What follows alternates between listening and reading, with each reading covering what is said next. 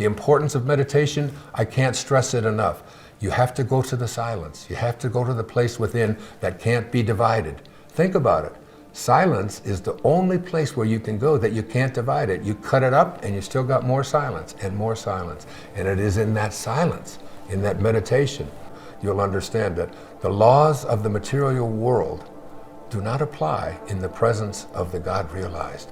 Once you're in that state of God realization, you'll understand things like your intuition.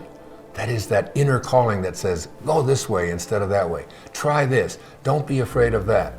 Get rid of the fears that are so dominating your life. You'll discover things like synchronicity, that you have a thought and all of a sudden what you place your attention on begins to manifest and arrive in your life. You'll discover that those thoughts are not just things that are happenstance. There's no happenstance in this entire universe. It's all held together by a divine light. And one of my favorite readings I'd like to share with you is from the life and teachings of the masters of the Far East. It said, it has been clearly stated that life lived by the average individual is hypnotic.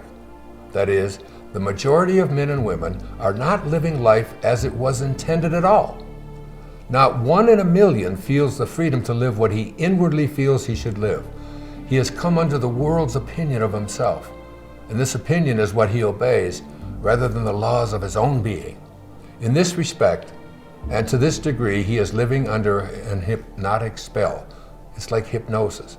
He lives under the delusion that he is a mere human being living in a merely material world and only hopes to escape it when he dies and goes to what he calls heaven. This is not the determination intended in the plan and purpose of life.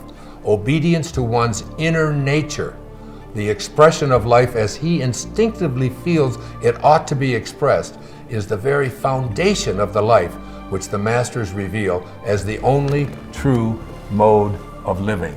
That is very powerful awareness, that you are not this body that you're in, this body that comes and goes. You are the invisible divine intelligence within, the same intelligence that allows a clay pot to exist.